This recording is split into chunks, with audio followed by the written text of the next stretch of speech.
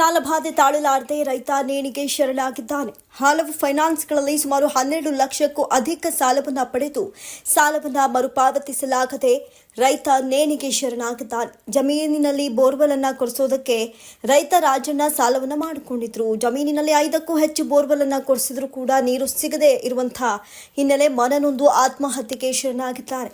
ತನ್ನ ಮನೆಯ ಮೇಲೂ ಕೂಡ ಸಾಲ ಮಾಡಿ ಬೋರ್ವೆಲ್ ಅನ್ನು ಕೊರೆಸಿದ್ರು ರೈತ. ಅಷ್ಟೇ ಅಲ್ಲದೆ ತನ್ನ ಸ್ನೇಹಿತರ ಬಳಿಯೂ ಕೂಡ ಕೈ ಸಾಲವನ್ನು ಪಡೆದುಕೊಂಡಿದ್ರು.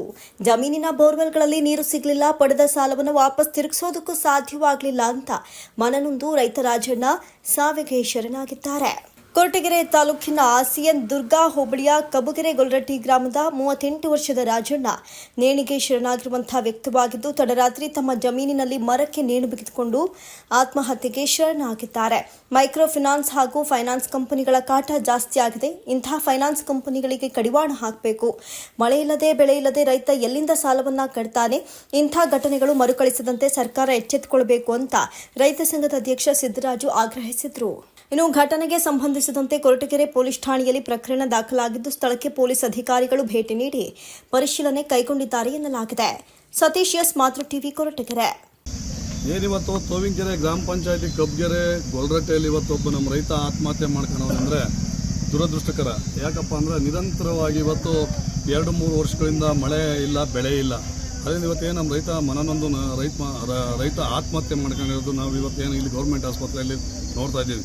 ಯಾಕಪ್ಪ ಅಂದರೆ ಸುಮಾರು ರೈತ 10ರಿಂದ 12 ಲಕ್ಷ ರೂಪಾಯಿ ಕೆಲವು ಫೈನಾನ್ಸ್ಗಳಲ್ಲಿ ಸಾಲ ಮಾಡಿ, ಕೆಲವು ರೈತರ ಹತ್ರ ಕೈ ಸಾಲ ಮಾಡಿ ಅವರ ಒತ್ತಡದಿಂದಾಗಿ ಇವತ್ತು ಪಾಪ ಅವನ ಆತ್ಮಹತ್ಯೆ ಮಾಡ್ಕೊಂಡವನೇ. ಏನಿವತ್ತು ಸರ್ಕಾರಗಳು ನಿರಂತರವಾಗಿ ಚುನಾವಣೆಗಳನ್ನ ಒಂದು ಸಾಲ ಇವತ್ತು ಚುನಾವಣೆಗಳನ್ನ ಮುಂದಿಟ್ಟುಕೊಂಡು ಅವರು ಖುಷಿ ಪಡ್ತಾವ್ರೆ. ಆದರೆ ಇಲ್ಲಿ ರೈತರು ಸಾಲಾಗಿರೋ ರೈತರು ಆತ್ಮಹತ್ಯೆ ಮಾಡ್ಕೊಂಡು ಸಾಯ್ತಾವ್ರೆ. ಅವ್ರಿಗೆ ರೈತರ ಬಗ್ಗೆ ಯಾವುದೇ ಕಾಳಜಿ ಇಲ್ಲ.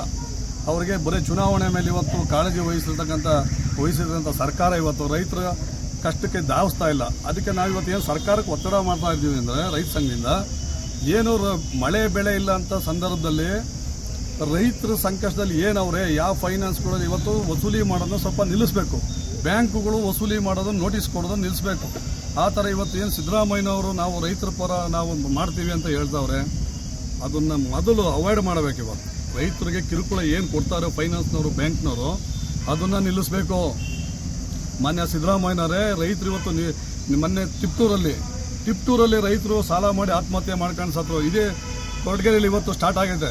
ಇದು ಸಾಲಾಗಿ ನಿರಂತರವಾಗಿ ಆಗಬಾರ್ದು ಅನ್ನೋದಾದರೆ ನೀವು ಏನು ಫೈನಾನ್ಸ್ನಾಗ ಸಾಲ ಮಾಡಿರ್ಬೋದು, ಬ್ಯಾಂಕುಗಳ ಸಾಲ ಮಾಡಿರ್ಬೋದು, ಮಳೆ ಇಲ್ಲ ಬೆಳೆ ಇಲ್ಲ, ಅದನ್ನು ಸ್ವಲ್ಪ ಅವಾಯ್ಡ್ ಮಾಡಿ. ಮುಂದೆ ಸಾಲ ತಗೊಂಡವನೇ ಅವ್ನು ಕಟ್ತಾನೆ ರೈತ, ಅವ್ರು ಯಾರು ಕಟ್ಟಲ್ಲ ಅಂತ ಹೇಳಲ್ಲ. ನಾವು ಸಾಲ ಮನ್ನಾ ಮಾಡಿ ಅಂತ ನಿಮಗೆ ಹೊಡ್ಕೊಂಡ್ರು ಸಹ ನೀವು ಎಷ್ಟೇ ಬಾಯ್ ಪಡ್ಕೊಂಡ್ರು ನೀವು ಸಾಲ ಮನ್ನಾ ವಿಚಾರ ಮಾತಾಡೋದಿಲ್ಲ. ನೀವು ಬರೀ ಏನು ನಿಮ್ಮ ಅಜೆಂಡ ಏನು ಅಧಿಕಾರ ದಾಹ ಅಷ್ಟೇ ನಿಮ್ಮ ಅಜೆಂಡ. ಯಾರು ರೈತರು ಸಾಯಲಿ, ಓಟ್ ಹಾಕೊಂಡು ಸಾಯ್ತಾವನೆ, ಓಟ್ ಹಾಕ್ಸ್ಕೊಂಡ್ರೆ ಇವತ್ತು ನೀವು ಖುಷಿಯಾಗಿದ್ದೀರಾ. AC ರೂಮ್ಗಳಲ್ಲಿ ಹೆಲಿಕಾಪ್ಟರ್ಗಳಲ್ಲಿ ಓಡಾಡ್ಕೊಂಡು ನೀವು ಚುನಾವಣೆ ಮಾಡ್ತಾ ಇದ್ದೀರಾ. ಸ್ವಲ್ಪ ರೈತರ ಕಡೆ ಗಮನ ಕೊಡ್ರಿ. ಭರಣಿ ಮಳೆ ಬಂದ್ರು, ಇದು ಮೇ ತಿಂಗಳು ಬಂದರೂ ಮಳೆ ಇಲ್ಲ. ಅದನ್ನು ಗಮನದಲ್ಲಿ ಇಟ್ಕೊಂಡು ಇವತ್ತು ನಾವು ರೈತರ ಕಡೆ ಸ್ವಲ್ಪ ಗಮನ ಹರಿಸಬೇಕು ಅಂತೇಳಿ ನಾವು ಈ ಮುಖಾಂತರ ಸರ್ಕಾರಕ್ಕೆ ಒತ್ತಾಯ ಮಾಡ್ತಾ ಇದ್ದೀವಿ. ಏನಾಯ್ತು ಅಂದರೆ ಒಂದು ಎಕರೆ ಜಮೀನಿತ್ತು, ಜೋರಾಗಿ ಜಮೀನಿತ್ತು ಇಬ್ಬರಿಗೂ. ಇಬ್ಬರಿಂದ ಒಂದು ಎಕರೆ ಜಮೀನಿತ್ತು, ಅರ್ಧ ಎಕರೆ ಜಮೀನಿತ್ತು. ಇದ್ದಲ್ಲಿ ಏನಾಯ್ತು ಅಂದರೆ ಅದ್ರ ಸ್ವಲ್ಪ ಅಡಿಕೆ ಗಿಡ ಇಟ್ಟಿದ್ವಿ. ಇಲ್ಲಿಗೆ 1 ವರ್ಷ 2 ವರ್ಷದಿಂದ ಮಳೆ ಇಲ್ಲ, ಬೆಳೆ ಇಲ್ಲ. ಗಿಡ ಇನ್ನೂ ಫಸಲಿಗೆ ಬಂದಿರಲಿಲ್ಲ. ಮೊದಲು 4 ಬೋರ್ ಕೊರೆಸಿದ್ವಿ, ಅದ್ರಾಗೆ ನೀರು ಆಗಿರಲಿಲ್ಲ. ಮೊನ್ನೆ ತಿರ್ಗಾ ಮಳೆ ಕಮ್ಮಿ ಆಯಿತು, ನೀರು ಆಗ್ತಾಯಿಲ್ಲ ಅಂತ ಹೇಳಿ ಗಿಡ ಒಣಗ ನೋಡ್ಲಾರ್ದ 15 ದಿನದಲ್ಲೇ 2 ಬೋರ್ ಕೊಡಿಸಿದ್ವಿ. 2 ಬೋರಲ್ಲೂ ನೀರಾಗಲಿಲ್ಲ. ಈ ಕಡೆ ಒಂದು ಕಡೆ ಫೈನಾನ್ಸ್ಗೆ ಸಾಲ, ಒಂದು ಕಡೆ ರೈತರ ತಾಗೆ ಸಾಲ. ಈಗ ಕಂತುಗಳು ಕಟ್ಟೋಕ್ಕಾಗ್ತಾಯಿಲ್ಲ, ತಿಂಗಳ ವಾರ ಕಟ್ಟವು. ಇದೊಂದು ಸಮಸ್ಯೆ. ಮನೆ ಕಡೆ ಎಲ್ಲ ಏನು ಬೇಸಾಯಗಳು ನಡೀತಾಯಿಲ್ಲ, ಮಳೆ ಇಲ್ಲ, ಏನಿಲ್ಲ. ಈ ಕಡೆ ರೈತರಿಗೆ ಕೊಡ್ತೀಯ, ಈ ಕಡೆ ಬೆಳೆ ಉಳಿಸ್ಕೊಳ್ತೀಯ, ಈ ಕಡೆ ಸಂಗೊಳ್ಳಿ ಕಟ್ತೀಯ. ಸಮಸ್ಯೆಗಳಿಂದ ಏನು ಉದಾಹರಣೆ ಹೇಳೋಕ್ಕಾಗಲ್ಲ. ಇತ್ತು ಅಷ್ಟೇನೋ ನಮ್ಮಣ್ಣ ಆತ್ಮಹತ್ಯೆ ಅಲ್ಲೇ ಹೊಲದಲ್ಲೇ ಹುಂಚೆ ಗಿಡ ಇತ್ತು, ಅದಕ್ಕೆ ಆತ್ಮಹತ್ಯೆ ಮಾಡ್ಕೊಳೋದು ತಡ್ಕೊಳಕ್ಕಾಗಲ್ಲ. ಯಾವಾಗ ಆತ್ಮಹತ್ಯೆ ಮಾಡ್ಕೊಂಡು? ಬೆಳಗಿನ ಜಾವ 4 ಗಂಟೆ ನೋಡಿದ್ವಿ ನಾವು. ರಾತ್ರಿ ಒಂದು 10 ಗಂಟೆಗೆ 11 ಗಂಟೆ ಕರೆಂಟ್ ಬಂದಾಗ ನೀರು ಹಾಕ್ತೀನಿ ಅಂತ ಹೋದಾಗ ಮೋಟ್ರು ಆನ್ ಮಾಡಿದ್ರೆ ನೀರು ಬಂದಿಲ್ಲ. ಬೇಜಾರಾಗ್ಬಿಟ್ಟು 15 ದಿನದ 2 ಬೋರ್ ಕೊಡಿಸಿದ್ರೆ ಹಿಂಗೆ ಆತಲ್ಲ ಮಾಡೋದು. ಮನುಷ್ಯನ ನಾವು ತಗೊಂಡು ಸಾಲಕ್ಕೆ ಹೋಗಿ ಗಾಡಿಗೆ ಅರ್ಧ ಅಲ್ಲೇ ಹುಂಚೆ ಗಿಡಕೇನ ಅಲ್ಲೇ ಗಾರ್ಡನಲ್ಲೇ ಕರ್ಕೊಂಡು ಆತ್ಮಹತ್ಯೆ ಮಾಡ್ಕೊಂಡವ್ರು. ಈಗ ಚಿಕ್ಕ ಹುಡುಗರು, ನನಗೆ ಹುಡುಗರು, ಅವ್ರಿಗೆ ಹುಡುಗರು, ಇರೋದು 1 ಎಕರೆ ಜಮೀನು ಇದ್ದಿಲ್ಲ. ಮಾಡಬೇಕು ಅಂಬೋದು ನಮಗೂ ತೋರಿಸ್ತಾ ಇಲ್ಲ. ಹಿಂಗಾಗಿದೆ ಪರಿಸ್ಥಿತಿ. ಕಬ್ಗೆರೆ ಗೊಲ್ರಟ್ಟಿ. ನಮ್ಮ ಮನೆಯವ್ರ ನಮ್ಮ ಯಜಮಾನ್ರ ಹೆಸರು ರಾಜಣ್ಣ, ನಮ್ಮ ಹೆಸರು ಶಿವಮ್ಮ. ಹೀಗಾಗಿ ಫೈನಾನ್ಸ್ನಾಗೆ 5 ಪೈಸೆ ಫೈನಾನ್ಸ್ನಾಗೆ BSS, ಚೇತನ, ಸಮಸ್ತ, ಇನ್ನೊಂದು ಅದೇ ಗ್ರಾಮ ಶಕ್ತಿ ಮನೆ ಲೋನು, ರೈತರ ಸಾಲ, ಅದರ ಒತ್ತಡಕ್ಕಾಗಿಯೂ ಆತ್ಮಹತ್ಯೆ. ಯಾವಾಗ ನಡೆದಿದ್ದು? ಬೆಳಗ್ಗೆ 4 ಗಂಟೆಗೆ ನೋಡಿದ್ವಿ.